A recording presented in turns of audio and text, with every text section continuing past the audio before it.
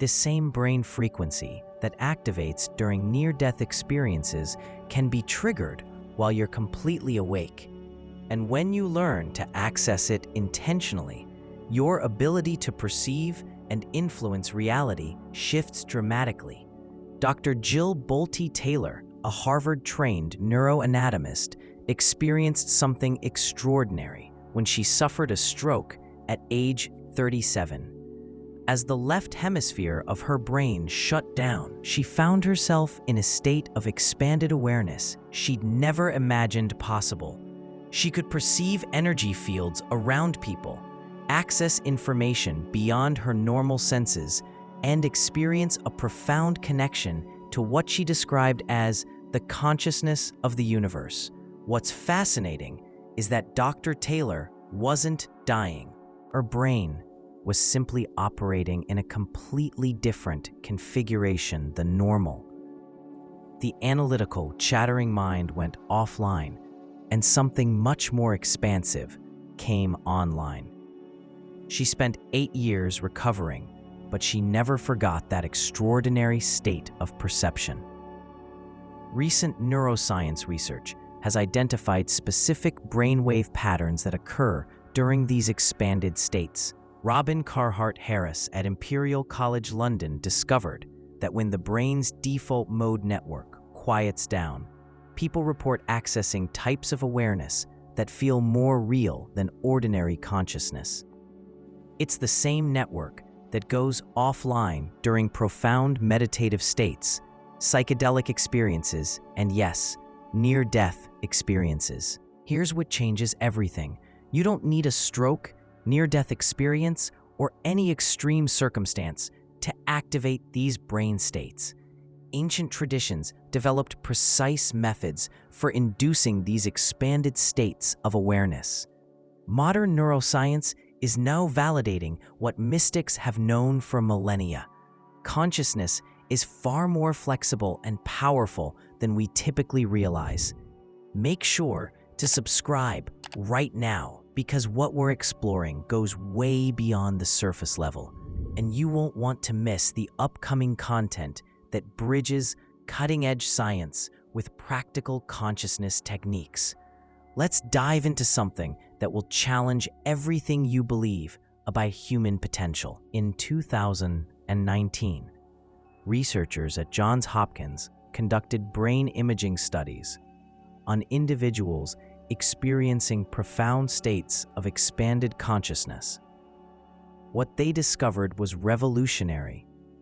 During these states, neural connectivity increased by over 300% compared to normal waking consciousness. Areas of the brain that typically operate independently began communicating in unprecedented ways. This means that expanded awareness isn't just subjective experience. It's measurable neurological transformation. Your brain literally rewires itself to access information and processing capabilities that remain dormant during ordinary consciousness. Now think about what this implies for human potential. We're operating with a fraction of our actual cognitive and perceptual abilities most of the time. Dr. Eben Alexander, a neurosurgeon who experienced his own consciousness expansion during a week-long coma, returned with detailed memories of experiences that occurred while his neocortex was completely inactive. He described accessing vast libraries of knowledge, communicating through pure thought transmission, and perceiving reality from perspectives that transcended individual identity. When he investigated his experience scientifically, he realized he had tapped into what quantum physicists call the implicate order, the underlying information field that connects all phenomena. This connects directly to groundbreaking quantum experiments conducted at Princeton's PAR laboratory over 3 decades.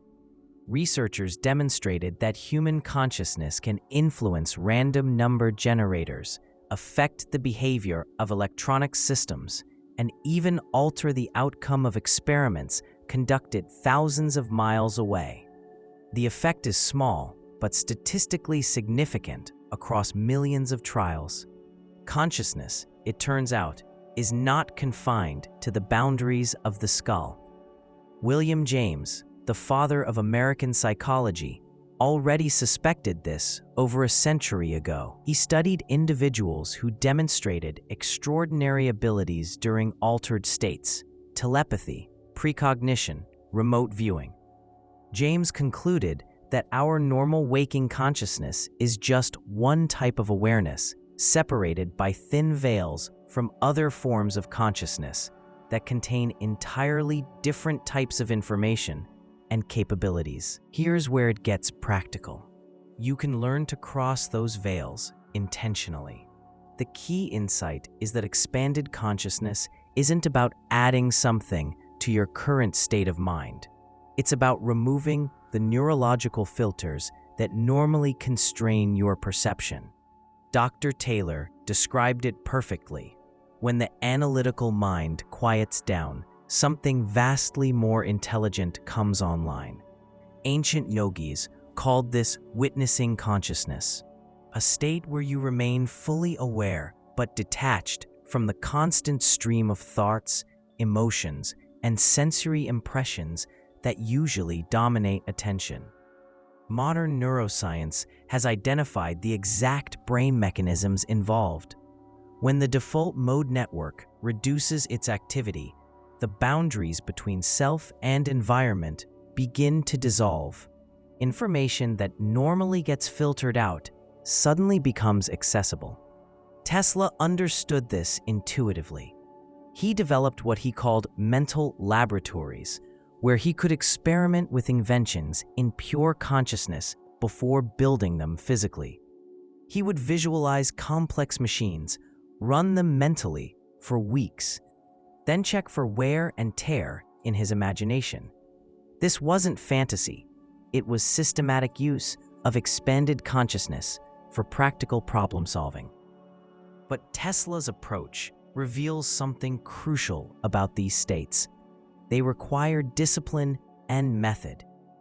Random experiences of expanded awareness are interesting, but developing reliable access to these states demands consistent practice. Tesla spent hours daily in contemplative states, training his consciousness to operate beyond the limitations of ordinary thinking. The Hermetic principle, as above, so below, describes exactly what Tesla was doing. He recognized that reality operates on multiple levels simultaneously. Physical manifestation begins in consciousness. When you learn to work consciously with the more subtle levels of reality, you influence the denser levels more effectively. This is where most people misunderstand manifestation. They think it's about using mental force to make things happen. But expanded consciousness works through alignment, not force. When you access the broader intelligence that becomes available in these states, you discover solutions and opportunities that weren't visible from ordinary awareness. Dr. Carhart-Harris's research shows that expanded consciousness states increase what he calls cognitive flexibility, the ability to perceive multiple solutions to problems simultaneously. People in these states report sudden insights that elegantly resolve issues they've been struggling with for years. It's not that new information appears from nowhere. It's that the neurological filters that normally limit perception temporarily lift. Consider this practically. When you're stressed about a relationship conflict, your perception narrows to focus on threat and defense. You can only see a limited range of possible responses. But if you can shift into expanded awareness, even briefly, you suddenly perceive the situation from multiple perspectives. You might recognize the other person's underlying concerns, see creative compromises that weren't obvious before, or realize that your own assumptions were creating unnecessary conflict. Tesla used this principle continuously. He would enter expanded states when facing technical challenges, allowing solutions to emerge from the broader intelligence that became available.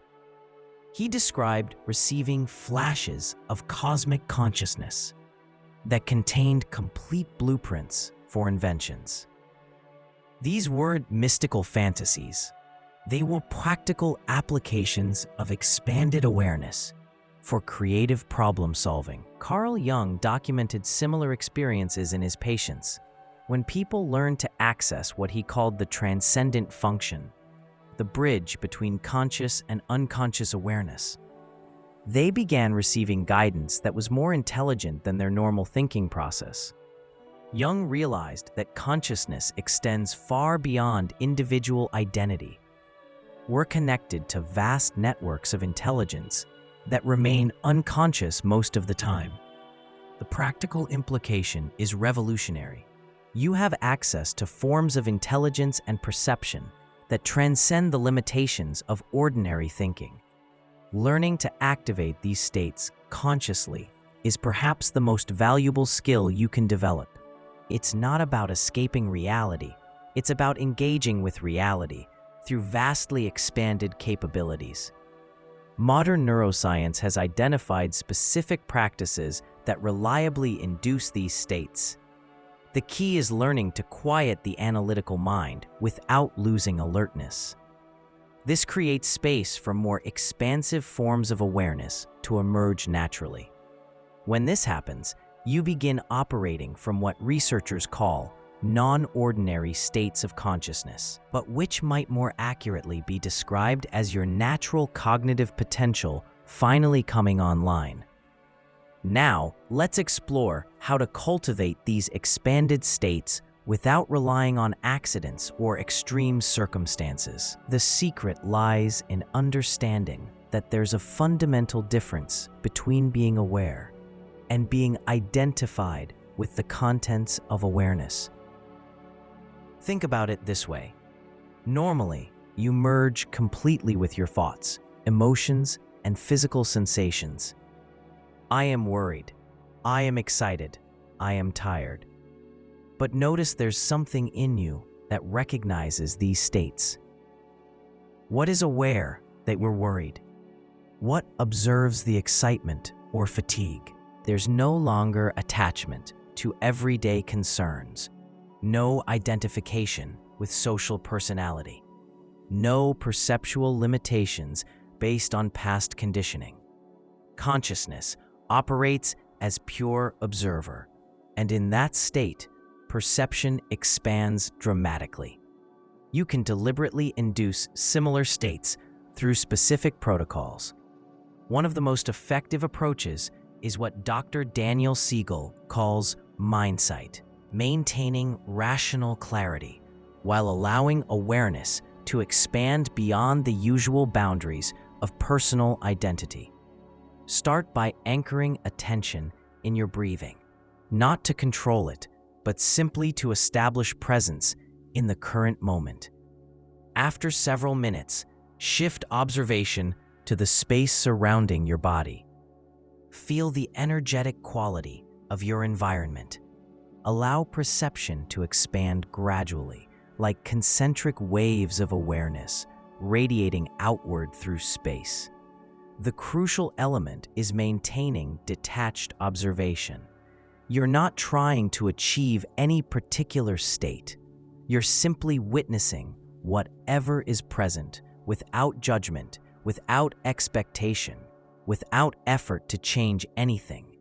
This quality of disidentified observation is exactly what happens spontaneously during near-death experiences. As you practice, something remarkable begins occurring. Information, insights, and perspectives that didn't come from conscious reasoning start emerging. You might receive clarity about complex situations, creative solutions to persistent problems, or simply a profound sense of connection and purpose. Tesla described his greatest discoveries as coming from moments of silent receptivity. He learned to empty his mind of personal concerns and allow universal insights to emerge naturally. This isn't passivity.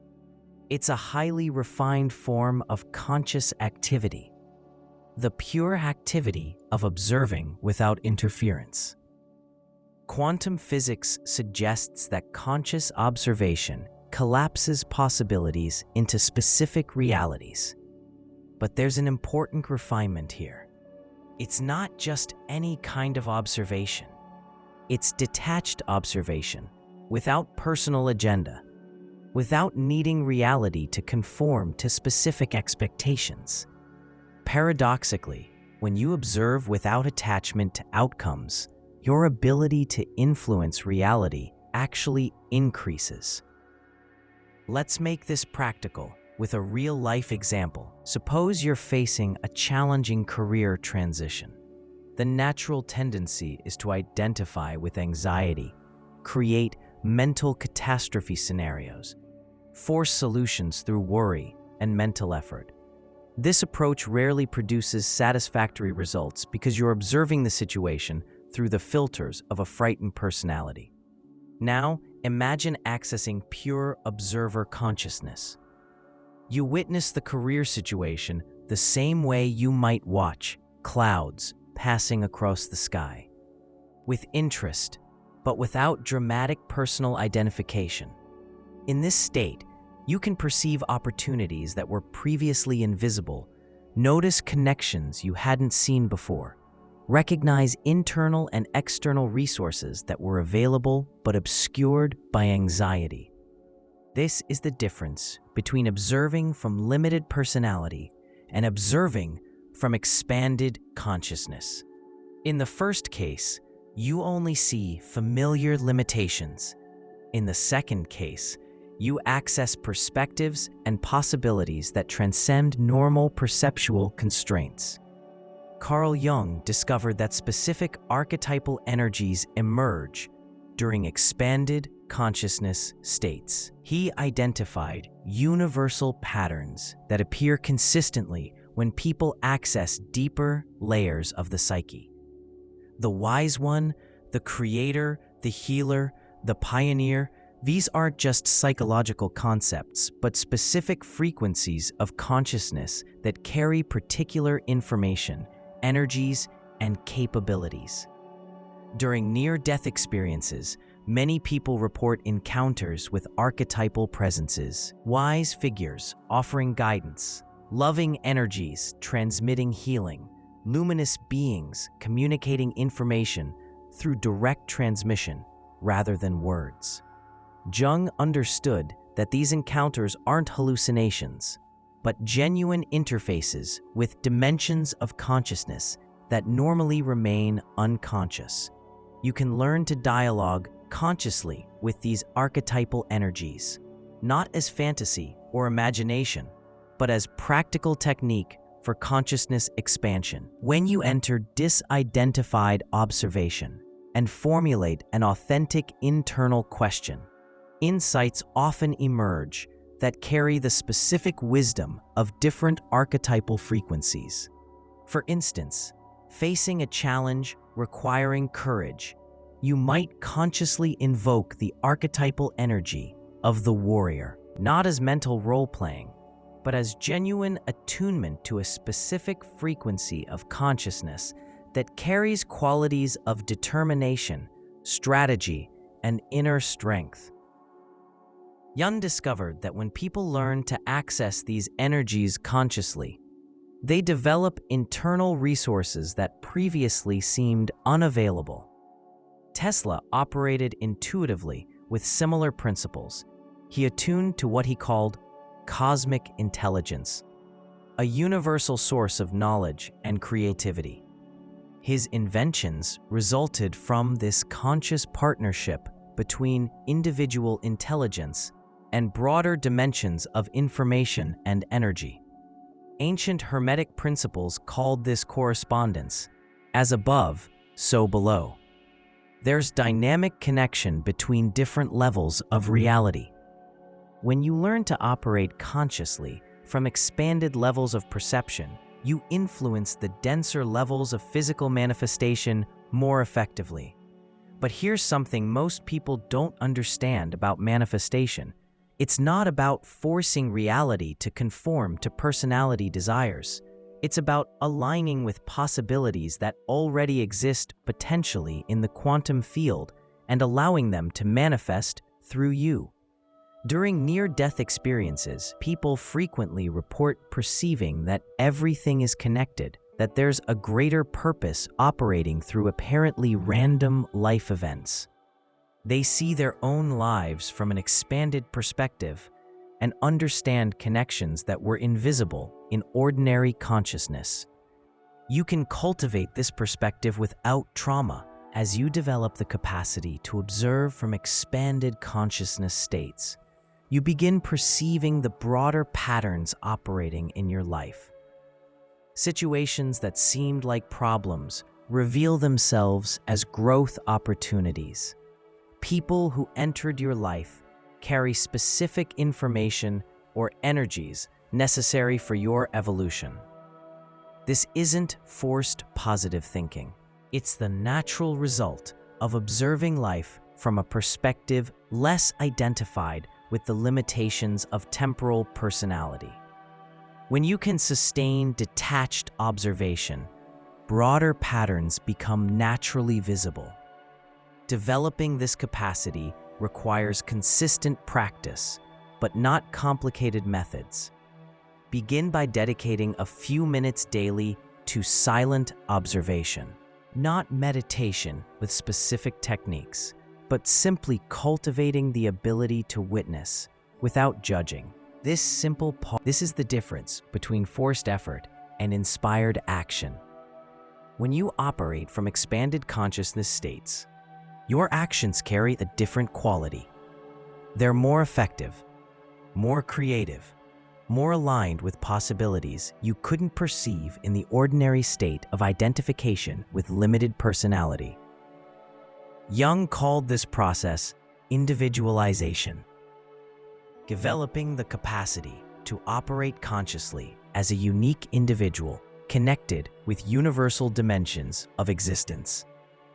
It's not escape from practical life, but more effective engagement with life through expanded resources of perception and action. But here's where things get even more intriguing, and this could completely transform your entire approach.